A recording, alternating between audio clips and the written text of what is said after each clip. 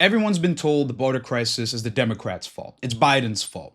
But what if I told you the real person who caused this problem is now the person promising to fix it? The story everyone's heard is simple. Biden got soft, migrants flooded in, crisis created, open borders, case closed. But here's the thing, and this comes from Cato Institute, a libertarian think tank, not Democratic, not Republican either. They say that this crisis started in December 2020, before Biden even took office, before his inauguration. In fact, they say by the time he took office, illegal crossings had already hit a 21-year high. So if it wasn't Biden that started this immigration crisis, who did it and why? The Cato Institute attributes this crisis to three major factors. Spoiler alert, none of those factors involve the politician you want to focus on. First, America's job market went absolutely bananas. Joe Biden doesn't get enough credit for how well he rebounded America's economy, especially compared to other countries.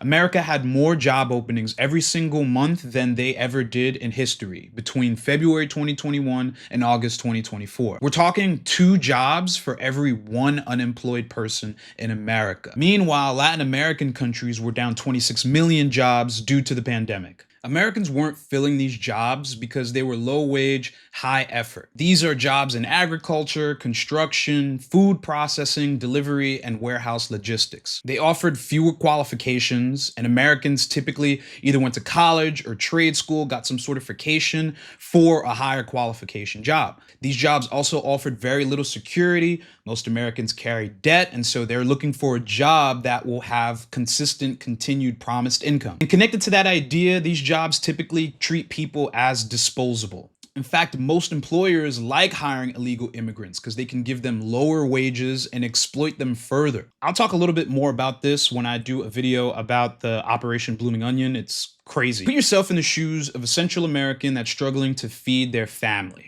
Right? There's no work, it's COVID, and you hear that there's work in America and they're paying 10 times what you're getting right now. So you'd probably see that as an opportunity. Take out your phone, go on social media, and engage with Factor 2. Social media usage nearly doubled in Central America from 2018 to 2021. Suddenly, a lot more people had access to step-by-step instructions on how to cross the border illegally or the ability to get into contact with smugglers directly. It makes what was previously an expensive process zero to low cost. Now, those 2 factors, even combined, are not as big as factor 3, which is something called Title 42 of the Public Health Service Act of 1944. It's a health policy that Trump enacted in March 2020 at the peak of COVID that was supposed to kick people out of the country and send them to Mexico to keep and fight against the spread of COVID. No jail time, no due process, no paperwork, just catch and release. You're coming in the country, well, we'll take you right back out. You're coming in, we'll take you right back out. This is a terrible idea.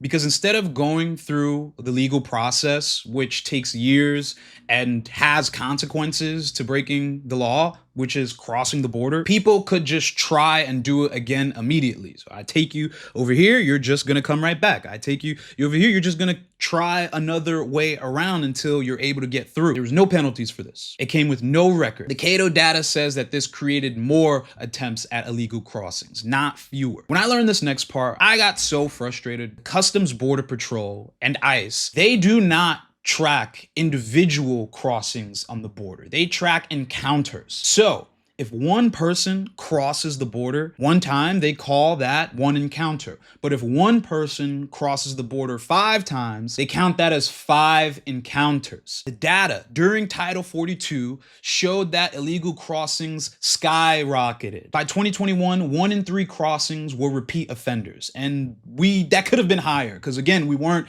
taking the data properly. By 2022, some of the DHS data suggests that recidivism was as high as 45+%. Resources got overwhelmed, and this dumb catch and release policy encouraged more people to cross the border because if I'm not going to get punished, I just try and try again until I succeed, right? And boom, I'm in America. More people are crossing, more resources are overwhelmed, and boom, crisis. But instead of fixing the system, right? Instead of fixing the problem, politicians took it and ran with it and used it for political leverage. Why didn't anybody fix this simple and obvious statistical error? Well, they did. They just did it quietly. When Title 42 expired in May 2023, obviously illegal boarding crossings dropped. And CPB added 2 new metrics. 1, unique encounters, duh, and 2, recidivism rate. But all that was after the headlines. Fox News already had all the images of crowds at the border that they needed. So nobody cared when Biden actually increased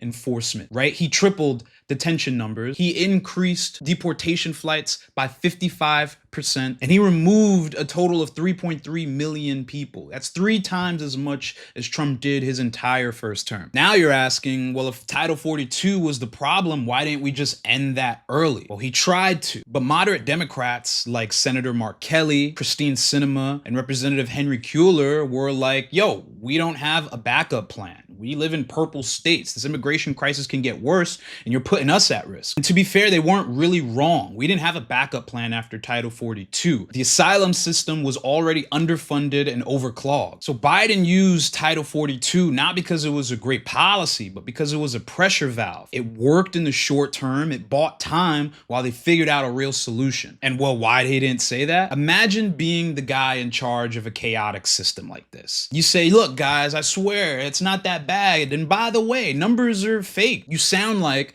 you're minimizing a crisis, even if what you're saying is true, especially when people who live in border towns are dealing with this, especially when Fox News is showing pictures and images and videos of people crowded at the border, people in a single file line crossing the border. If you say the crisis is exaggerated, you look like you don't care. If you say it's real, then everybody asks, well, why aren't you fixing it? Meanwhile, Biden's team is divided. They're not sure if he can even make it to another election. They decide to play it safe, stay quiet, try small little policy fixes where you can, and cross your fingers and hope you don't become a new meme. Look, they chose optics over flat out honesty, and they paid the price for that. That is totally on Democrats. But this is what it means to be politically cornered. You gotta have maximum XP to handle political nuance.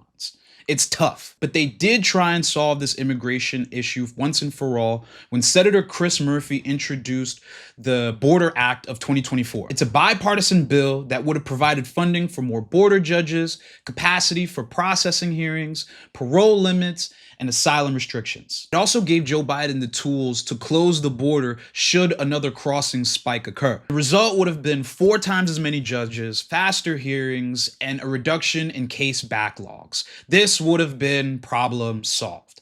But Trump told Republicans to kill it. And why do you think that is? Because he didn't want to fix the border problem. He wanted to run on it because it would have helped nobody except everybody but him. So his lapdogs, Mitch McConnell and Mike Johnson, flipped their vote and others for a bill that they helped to write. So if Biden didn't cause the crisis and enforcement wasn't the real problem, then what's actually happening right now? Because Trump is giving $170.7 billion to ICE to spend on a totally new digital surveillance system that'll make everything that we just spoke about look like child's play. In the next video, we're gonna dive into what this money is buying. And it's not just deportations. We're talking about a database that tracks your tax returns, your movements, and even your family members. And it's not just for criminal aliens. Once you see what ICE does with the IRS information and Palantir's technology, you'll understand this was never about border control at all. It's about building the infrastructure